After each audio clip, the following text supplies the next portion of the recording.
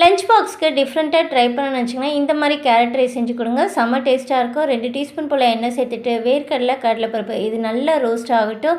Roast ஆனதுக்கப்புறம் கடுகு ஜீரகம் சேர்த்துக்கலாம். இது நல்லா பொரிஞ்சதுமே ஒரு கொத்து போல் கருவேப்பிலை சேர்த்துட்டு அதுவும் நல்லா பொரிய விட்டுருங்க. ஒரு கைப்பிடி ஃபுல்லாக வெங்காயம் சேர்த்துட்டு நல்லா வதக்கிடுங்க. இந்த மாதிரி வதங்கினதுக்கப்புறம் கொஞ்சமாக பெருங்காயத்தூள் சேர்த்துட்டு ஒரு வாட்டி கலந்து விட்டுட்டு காரத்துக்கு 3 பச்சை மிளகாய் கீரி சேர்த்துக்கோங்க. ஒரு வாட்டி மிக்ஸ் பண்ணிக்கோங்க. இப்போ துருவி வச்சுருக்க 3 கேரட் போல் சேர்த்துட்டு தேவையான அளவுக்கு உப்பு சேர்த்துட்டு ஒரு வாட்டி நல்லா மிக்ஸ் பண்ணிக்கோங்க. ஒரு 2 மினிட்ஸ்லேயே நமக்கு கேரட் வதங்கி வந்துடும். இப்போ இந்த மாதிரி வந்ததுக்கப்புறம் நம்ம வடித்து ஆற வச்ச சாதத்தை சேர்த்து கலந்து விட வேண்டியதான். ஒரு 2 கப் அளவுக்கு சாதத்தை எடுத்து நல்லா கலந்துக்கோங்க. எவ்வளோ வேணுமோ நீங்கள் சேர்த்துக்கலாம். கொஞ்சம் சாதம் கம்மியாக சேர்த்துட்டு காய் நிறைய சேர்த்தா டேஸ்ட் ரொம்ப நல்லாயிருக்கும்.